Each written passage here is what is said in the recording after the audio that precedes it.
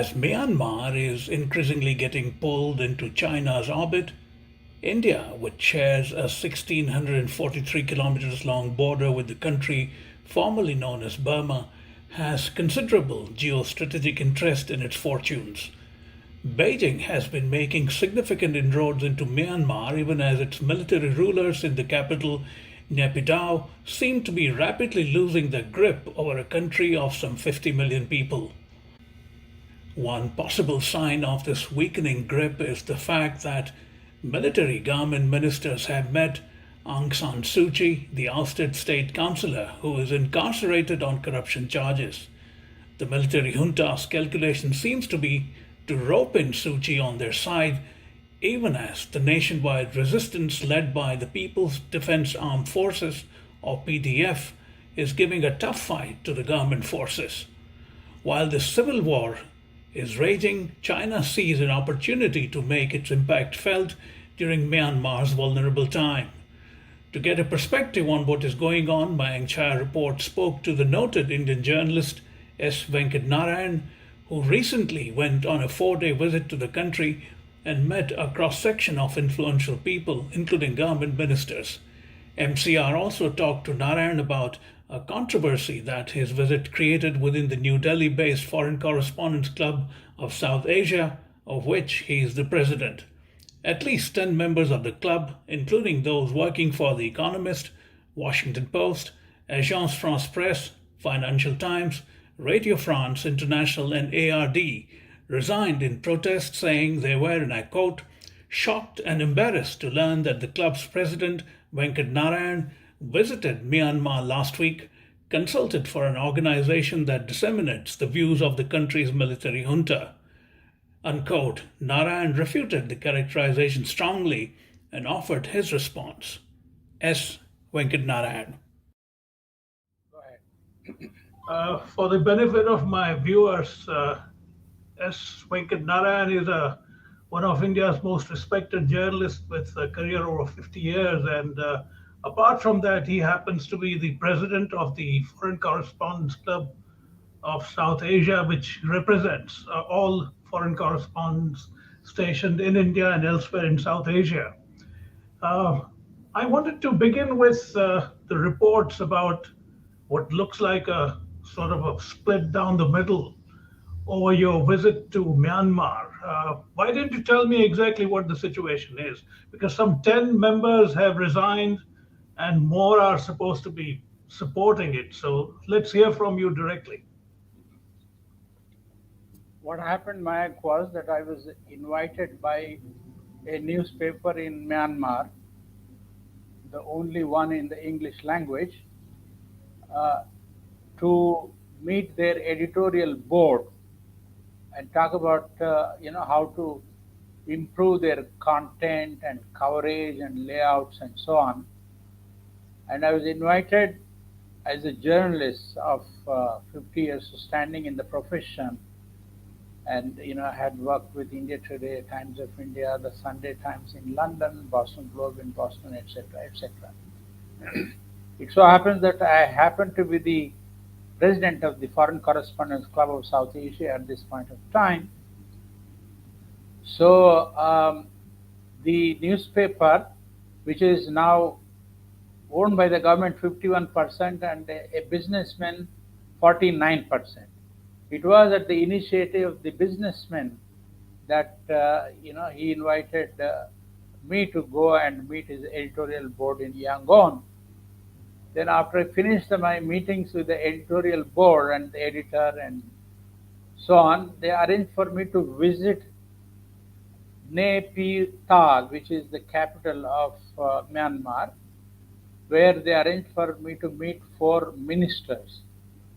And I called on each one of them, and I had discussions with them about the need to move on and conduct elections as soon as possible, and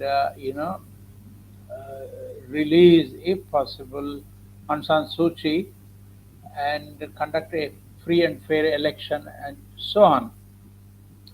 But what happened? The meetings were pictures were taken of my interactions with the ministers, And the Myanmar news agency put out a story along with the picture saying that the Venkat Narayan, who is the president of the Foreign Correspondents Club of South Asia, met Minister so and so and held discussions and so on.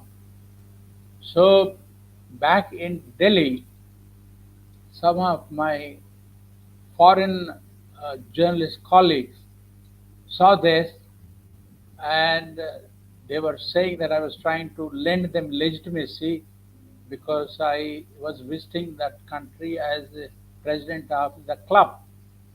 Then, I made it very clear that the club had nothing to do with, my visit to Myanmar, and I was invited as a journalist.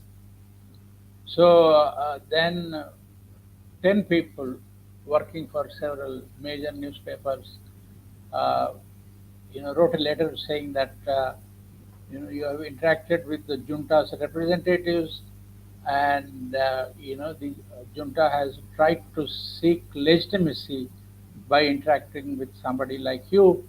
So this is not acceptable, and they resigned. So we had a meeting of the managing committee yesterday evening, and I made the point that I may be the president of the Foreign Correspondents Club at this point of time, but I've been a journalist for more than 50 years, and as a journalist, I have every right to visit any country I want and meet people, particularly in a country like Myanmar, which is literally shut for the global media, and any opportunity to interact with people, decision makers in this country, in that country, is reasonable for any journalist from India going there, because India continues to maintain diplomatic relations with that country. Ministers keep going from here. From Rajiv Gandhi onwards, every Prime Minister of India visited that country to attend some meeting or the other.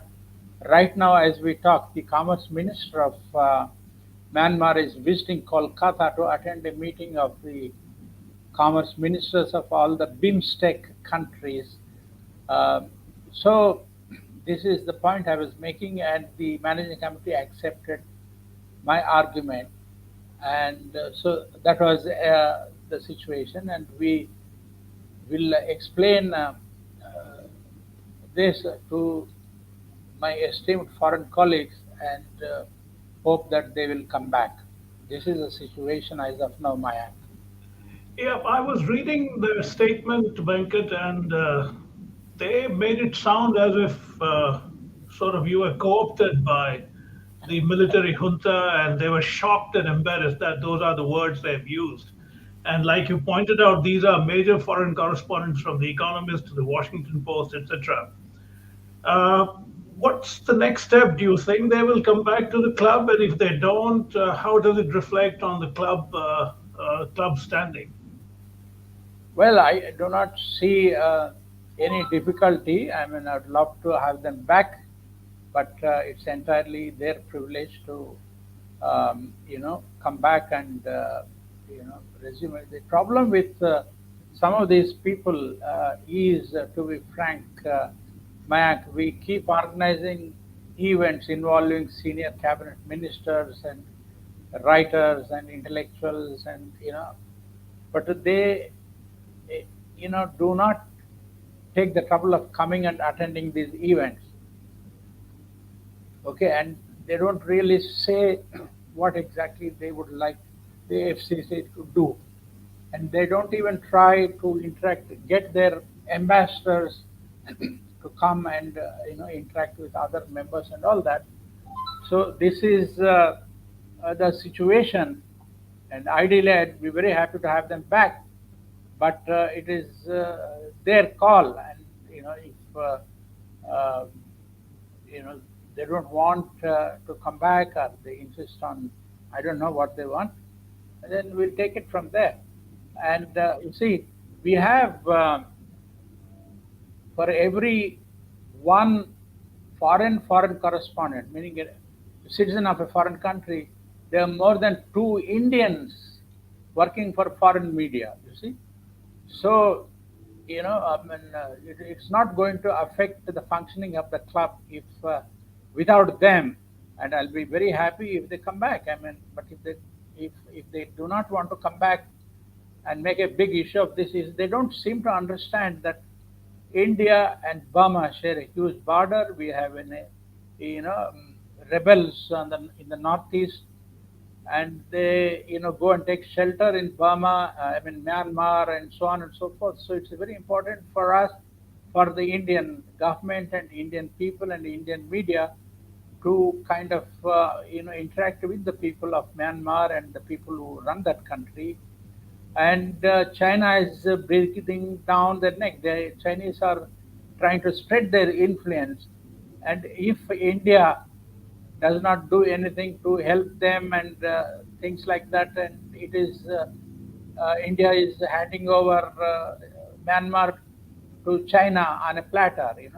So these things need to be understood and appreciated by my esteemed foreign colleagues, and I do hope they understand and come back.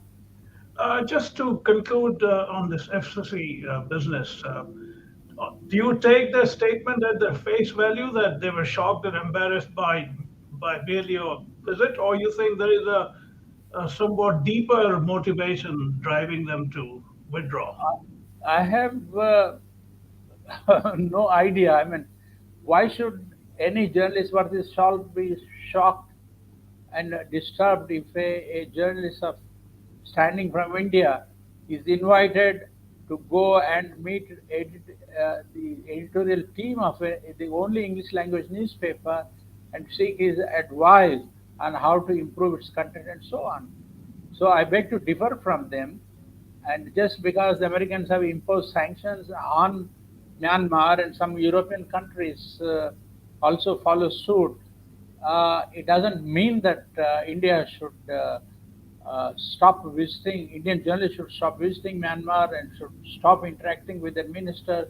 In fact, I utilized my interactions with the ministers to emphasize that they need to have elections as soon as possible and restore normalcy and so on. And they said they're doing their best. So let us see what happens. Speaking of restoring normalcy, Venkat, I read that the generals, the junta, they are really seriously courting Aung San Suu Kyi in the last month or so. Who is, I mean, as we all know, she has been in prison on the charges of corruption. What's your information having visited there? Are they trying to rope her in order to take on the People's Democratic Force, which has apparently become quite a formidable resistance against the junta? And the reports are that the military would like Aung San Suu Kyi to be on their side. What's your take? Well, you see, it's to for any election to have some kind of credibility in the eyes of the world. They Aung San Suu Kyi and her colleagues need to be involved in the electoral process. And Aung San Suu Kyi did business with the generals in the past, and it's only when they developed differences and when her National League of Democracy won a landslide victory, defeating most of the generals and so on, that they toppled her in February last year on charges which are very supercilious, just like the kind of charges the Pakistan military has imposed on Imran Khan. That you're using a walkie-talkie without government permission or something. I mean, this is absolutely silly and ridiculous. The generals have to take her support and see that she takes part in the elections. We don't know at this point of time whether she will shake hands with the generals and enter the electoral fray, or she would rather stay in the opposition and fight the elections. At this point of time, we don't know. The problem is the opposition parties are the groups opposed to the military regime in Myanmar. They are causing bomb blasts all over the place, and barely 50 yards from the Indian embassy in Yangon, there was a blast last week, And one of the ministers was telling me that we need to have ceasefire agreement with all these groups so that when elections are held, there is no violence of any kind. And they have apparently signed ceasefire agreements with 12 groups, and there are 8 more important groups with which they are hoping to sign a ceasefire agreement and hopefully have the elections. Earlier, the senior general was saying they want to have the elections in August. I wonder if that is going to be possible, but definitely later this year, I'm sure they will try and hold elections. Mayank? Venkat, Aung San Suu Kyi, I presume, remains incarcerated. I read that it was extended to 30 more years a year or so ago. With that being the situation, do you think she may be also motivated by perhaps the likelihood that if she joins the military alliance, she might be out of prison? And then, do you think that's a consideration here? That could be a possible consideration, Mayank, because she's already won the Nobel Peace Prize and she has a formidable reputation globally, and she's the face of democracy in that country. But she's 77 and does not keep very good health, and her husband died more than a decade ago, and both her sons stay abroad. So she's living a lonely life, and maybe she would like to get out of the current situation. And if the generals offer her a reasonable deal, perhaps she might seriously give such an offer a due consideration, and maybe take part in the elections. But this is only guess. We don't know what kind of talks are going on, what the military is ready to offer to her, what she is willing to accept, and all that. We need to follow these things very carefully in the next coming weeks, Maya. Yeah, but wouldn't you concede that she is more or less a spent force in terms of her political impact? If that is the situation, then who is the next tier of emerging leaders in Myanmar at this stage on the side where the military can make peace with them? And I'm not talking about the PDF side where they are all resistance fighters right now.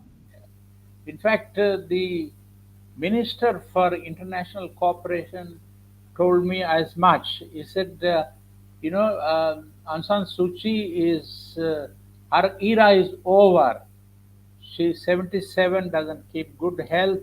So time is now for younger leaders to come forward and participate in, the business of uh, administration and taking part in the elections and so on. You see, a lot of Aung San Suu Kyi's MPs who had won the elections, but after she was toppled and arrested, many of them have fled the country. They are living somewhere else, and some other MPs are still, languishing in prison. So we don't really know what is likely to happen, um, and how many of them will be allowed to come and take part in the elections. And there are a lot of young people coming forward, it seems, but there is no known face. But given an opportunity, I'm sure quite a few young people might take part in the elections, and one of them might emerge as a leader with some promising skills. What's your impression, having visited Myanmar, about this sort of civil war that's on between the government forces and the PDF? Do you think it's serious enough for the military to be worried that they might be unseated? Unseating, I'm not so sure, but they're definitely worried about this eruption of violence in different parts of this big country of 55 million people. And so they really have to kind of come to some kind of understanding or whatever, so that the elections can be held. You see, you cannot carry on, and if elections are not allowed to be held, the current state of affairs will continue, and the army will use brutal force and resort to shootings and killings and all that, as the papers are talking about certain villages. This kind of thing is going on. I do hope that some kind of a via media will be found sooner than later, and some kind of an understanding is arrived at, so that elections can be held sometime later this year, Mayank. I read that they have recently suspended aid to the region hit by the cyclone. And this is seen by some as part of their strategy to keep the country in tumult or on the boil all the time by creating various divisions. What's your sense of that? Do you think that's their strategy? I don't really think that any administration, be it by civilians or army, would like to see their country in turmoil. It doesn't make sense to me. At the end of the day, it boils down to wielding power. But peace is very, very important. And if Myanmar, which is in the doghouse at this point of time, because Americans and several other countries have imposed sanctions, they need to get out of that. And to be able to do that, the army needs to take steps to maintain peace and conduct elections. The sooner they do that, the better it is for the people of that country, Mayan. I wanted your take on how you view the fact that there are clear signs that it will end up in China's orbit at this stage. Although India and Myanmar, earlier Burma, have had almost millennial relations, cultural ties, etc. How do you see China making inroads at this stage now that the military is so uncertain about its economic standing? Well, the funny thing is that China is definitely trying to make inroads in Myanmar, but the people of Myanmar are not particularly fond of China or their tactics.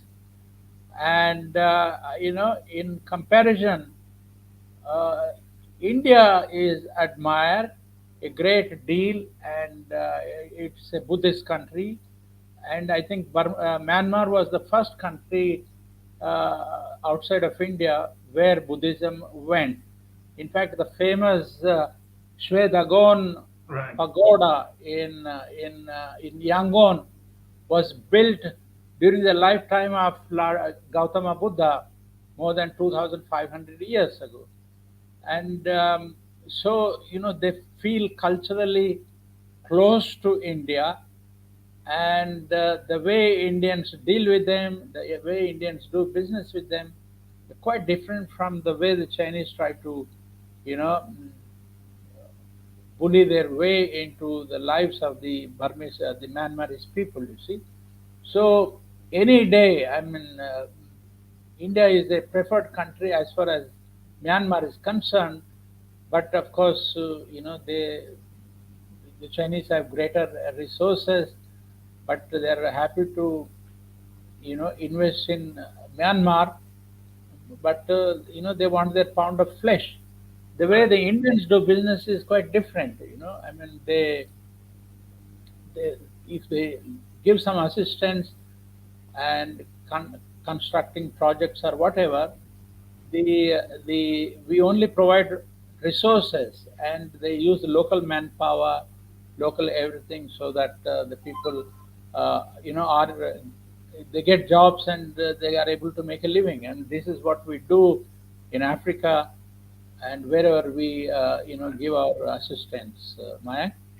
India has urged the Myanmarese government to speed up the process of trade settlements through mutual currency. I think you, as you mentioned, the commerce minister or trade minister is visiting India. That's What right. is going on there? And while you are at it, tell me how you look at the Modi administration's approach to Myanmar. Have they handled it well? Yeah, I think when Corona virus happened, we were the first to send them vaccines. I think the trade between the two countries is something like $2 billion, and the trilateral highway, you know, is more or less ready in Myanmar. Sorry, in Thailand, and in Myanmar, they are not able to complete the project because the rebels in certain parts are making things difficult for workers, so they're not able to go and build the road. And in Myanmar also the same situation, and in India also we need to kind of complete construction of road by linking some places and all that. And the ministers from Thailand and Myanmar were saying that it might take another 3 or 4 years for the road to be ready, so that people can drive from Kolkata to Bangkok via Myanmar and so on. So that is going to bring about a massive change. They're also talking about introducing a bus service between Guwahati and Mandalay. They're also talking about the SpiceJet airline introducing flights from Imphal to Mandalay, I think. So these things hopefully will materialize sooner than later, and that will really, help increase the trade and people-to-people visits and contacts considerably, and things will get much better. Even if democracy returns in the near future, don't you think it will remain under the sort of malign gaze of the military like it has happened in Pakistan? Yeah, that is unfortunate thing about India's neighbors, Pakistan and Myanmar. You can't really get rid of them or anything, because Imran's fight is against the military, but I don't think he's getting anywhere near getting rid of them. And whether you like it or not, I think the shadow of the military will continue to hover over the heads of the civilian politicians, and that unfortunately will continue to be a factor, some quite some years to come. I think, Maya. Overall, I'm interested to know, since you visited some cultural sites, what was your impression of its cultural depth? Because you went to some lovely places going by the photograph that you posted. Yeah, that's right. I think the Myanmar is a beautiful country. There's so much greenery there, and India buys, onions and lentils, arhar dal, and a lot of things from Yeah. them. And once the Sitwe port, it was made operational a month ago, but the linkages are still not in place. It will take some time. Once that happens, ASEAN and India will get linked, and more people-to-people contacts, driving and using the roads and going to these places by car or bus, that would increase. So that will enable common people who cannot afford to fly to travel around, and that will be a great thing for the good of ASEAN and Myanmar and India. I hope this will happen sooner than later. I want to say that people are deeply religious in Myanmar. When I went to Shwedagon uh, pagoda in Myanmar, so in Yangon, it was raining, but still hundreds of people, they were carrying umbrellas. They walked through the this thing went, and they were carrying flowers, jasmine flowers, and most women, you know, mm, put them in their hair. Right. It reminded me of Chennai. Yeah. Yangon looks more like Chennai, and even Aung San Suu Kyi also puts flowers and roses in her head. At least the pictures I got, and when I saw her the last time she was in Delhi at Vigyan Bhavan, there was a function. She had a beautiful rose on one side of Right. her head and jasmine garland at the back, in the hair and all that. So, and another thing, normally when you say a country is under military rule, you would expect a lot of troops with guns manning the streets and all that, but I have not seen a single soldier or even a policeman I see. monitoring the traffic or anything, either in Yangon or in Naypyidaw. So I thought that was interesting. Everybody was respecting the traffic rules. They would move only when the green lights come on, and when the red lights come, they stop and all that kind of thing. There is a great deal of discipline, and so you unless you read the papers or you're aware politically, you don't. It would not. It would be hard to think that this country is under military rule because I see. the military is not visible anywhere. Okay. In, Yeah. that is the impression I got. People of your generation and mine would remember mere piya gaye Rangoon kiya hai wahan se telephone. So, of course, those days are well long, long over. But finally, is there any cultural influence that you see of India still in terms of popular culture that you Yeah, encounter? yeah. In fact, I went to for a bit of shopping to buy myself a shirt, and Yeah. then I was talking to people, the Burmese, the Myanmaris, and I got talking. I said, "Do you see any Indian films?" He said, "Yes, our TV shows a Hindi film every Sunday." I see. So I said, "Who is your favorite hero?" So this guy was telling me Shah Rukh Khan. I said, Okay. "What about the heroine?" He said, "Katrina Kaif." So Okay. they're very clued into Hollywood, Bollywood. Right.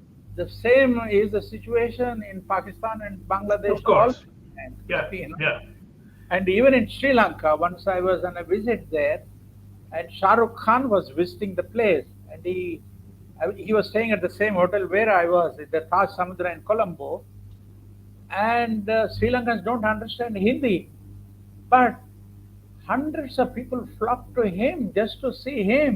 Yeah. I asked, I said, do you understand Hindi? He said, no, I don't understand Hindi, but I love these handsome heroes of Bollywood chasing pretty girls around trees and the nice music and that kind of thing. So, so Yeah. same thing I found, and I don't know Buddhism and Hinduism. There are Right. a lot of common things, and they're visible.